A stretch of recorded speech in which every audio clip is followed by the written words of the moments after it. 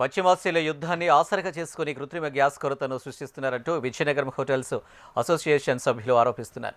వాణిజ్య gas cylinder supply తగ్గడంపై వారు ఆందోళన చెందుతున్నారు. హోటల్స్లో మెను తగ్గించడంతో వ్యాపారాలు మూతపడే పరిస్థితికి వచ్చాయి. దీంతో కార్మికులు ఉపాధి కోల్పోయి రోడ్డున పడే అవకాశం ఉందంటున్న విజయనగరం హోటల్స్ అసోసియేషన్ ప్రెసిడెంట్ వాసుతో మా ప్రతినిధి శ్రీధర్ ఫేస్ టు ఫేస్.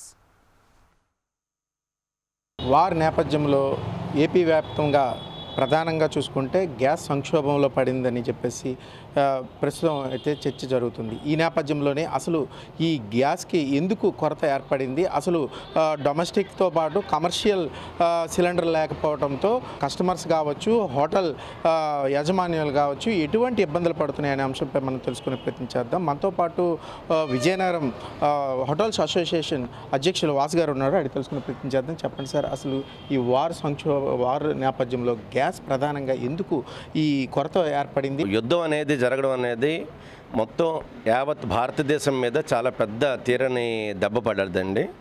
ఇప్పుడు మనకి గవర్నమెంట్ వాళ్ళు ఏం చెప్పారంటే ఇళ్ళకి మాత్రం గ్యాసు తప్పనిసరిగా ఇస్తాము అని అంటున్నారు వాళ్ళు. కానీ మాకు ఈ కమర్షియల్ గ్యాస్ విషయంలోకి వచ్చేసరికల్లాను మాది ఆతిథ్య రంగం. ప్రతి వాళ్ళు హోటల్ అంటే బిజినెస్, వాళ్ళ వ్యాపారం చేస్తున్నారు అనుకుంటున్నారు, కానీ ఇది సర్వీస్ సెక్టర్ కింద మేము పరిగణించుకుంటున్నాం.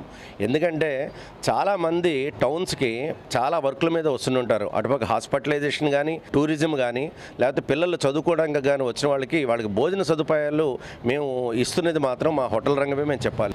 చాలామంది హోటల్స్ అయితే ఇప్పటికే 30% హోటల్స్ వరకు మూతపడిపోయినాయండి. ఇవాళ 10:30 వరకు కూడా గ్యాస్ రాలేని పక్షంలోనూ మేము 10:30కి వస్తే ఎప్పుడు మేము వంటలు చేసుకుంటాము, ఎప్పుడు మేము ఇస్తాము. అయితే అలాగనని మేము గవర్నమెంట్ని కూడా మేము దూషించలేని పరిస్థితి. ఎందుకంటే అక్కడ రీఫిల్లింగ్ దగ్గర మాత్రం చాలా టైం తీసుకుంటుందని అంటున్నారు. దానివల్ల మేము కూడా ఏం చేస్తున్నామంటే హోటల్లోని చాలా వస్తువులు మేము తగ్గించుకుంటున్నాము, వెరైటీస్ తగ్గించుకుని మామూలు మెనూ ఏది ఉందో ఆ మామూలు మెనూ ఇవ్వడానికే మేము ట్రై చేస్తున్నాము. అయితే కొన్ని హోటల్స్లో ఇప్పుడు టిఫిన్స్ హోటల్స్ ఉన్నాయి.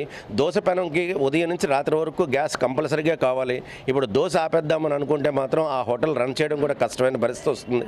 ఇప్పుడు ఇంకొక మెయిన్ పెద్ద సమస్య ఏంటంటే ఈ హోటల్ రంగం మీద ఈ కమర్షియల్ గ్యాస్ ఇవ్వకపోవడం వల్ల టోటల్గా మొత్తం అంతా కుంటుపడిపోతుందండి.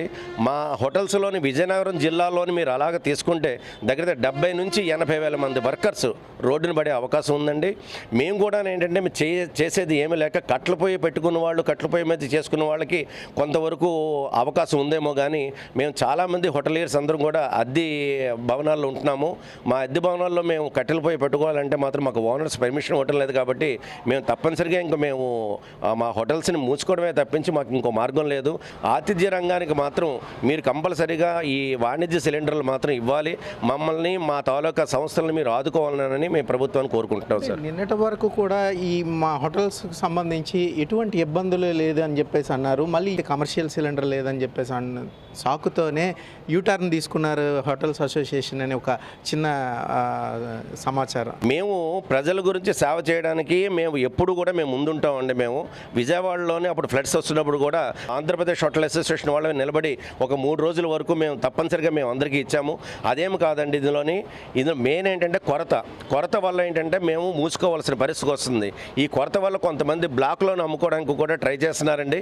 అయితే మా దృష్టికి అయితే రాలేదు. మా దృష్టికి వస్తే మాత్రం ప్రభుత్వ దృష్టికి, కలెక్టర్ గారికి అయితే మాత్రం వెంటనే మేము చెప్తాము.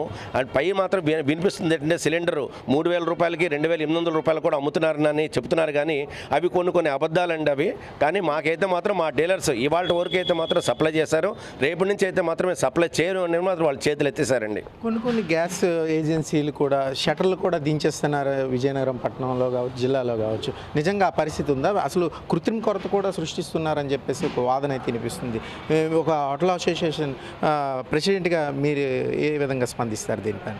ఈ మాట మాత్రం వాస్తవం అండి. ఇది కొంతమంది అయితే మాత్రం షట్టలు దించడం అనేది చాలా అన్యాయం అండి. ఎందుకంటే గవర్నమెంట్ వారు చాలా రెగ్యులర్గా చాలా క్లియర్గాను ఒక నోటిఫికేషన్ ఇచ్చారు, గృహ అవసరాలకు మాత్రం ఎట్టి పరిస్థితుల్లో ఆపేది లేదని. కానీ చాలామంది గృహ అవసరాలకు కూడా వెళ్ళి 10 రోజులే బుక్ చేసుకున్నామండి, 8 రోజులే బుక్ చేసుకున్నామండి, ఈ రోజు వరకు గ్యాస్ రాలేదని వాళ్ళ దగ్గరికి వెళ్తుంటే కొంతమంది ఏమో షట్టర్లు వేసినట్టుగా నిందాల నేను ఒక వార్త నేను చూశాను. అది విజయనగరంలోనే ఒక ప్రముఖ డీలరు, అది పేరు చెప్పుకోకూడదు, కానీ అక్కడ దాని దగ్గర అయితే మాత్రం చాలామంది అక్కడ గుమ్ముగూడి ఉన్నారు. ఏంటంటే షట్టలు దించున్నాయి. ఇదైతే మాత్రం చాలా అన్యాయం అండి. ఇది మాకు గ్యాస్ లేకపోయినా మా అసోసియేషన్కి అంటే కమర్షియల్ గ్యాస్ మాకు లేకపోయినా పర్వాలేదు, కానీ డొమెస్టిక్ మాత్రం గ్యాస్ సరఫరా చేయకపోవడం అనేది చాలా అన్యాయం ఉండేది. ఇంకో విధంగా ఇప్పుడు కట్టెల పొయ్యిలు కొంతమంది హోటళ్ళు రన్ చేస్తున్నారు. కట్టెల ధర కూడా ఒకసారి టన్ను ధర కూడా అమాంతంగా పెరిగింది అంటున్నారు. నిజంగా ఇందులో వాస్తవం ఉందంటారా? వాస్తవం ఉందండి. ఎందుకంటే నేను కూడా నిన్నటి నుంచి మా ఇంటి దగ్గర ఇక్కడ నేను అద్దె దాంట్లో ఉంటున్నాను. నేను మరి ఇక్కడ అవధునని మా ఓనర్ గారు చెప్పడంతో ఇంటి దగ్గర నేను కట్టెలపోయి స్టార్ట్ చేశానండి. నిన్న మార్కెట్కి వెళ్ళి నేను పట్లు కొందామనంటే మొన్నటి వరకు మనకి 240 రూపాయలు దొరికిన పట్టు ఈరోజు 340 రూపాయలు చెప్తున్నారండి. 100 రూపాయలు పెంచారండి. ఇది కూడా మాకు భారమేనండి. ఇది అలాగేనని మీరు రేట్లు పెంచలేని పరిస్థితి అండి.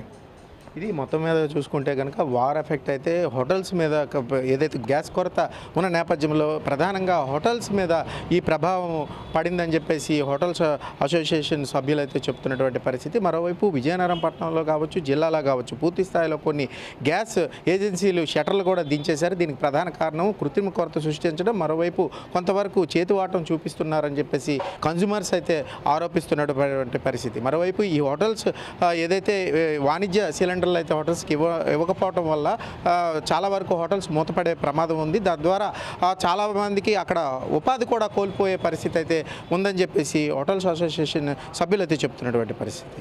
వీడియో జర్నలిస్ట్ ఉమామహేశ్వరతో శ్రీధర్, HMTV, విజయనగరం.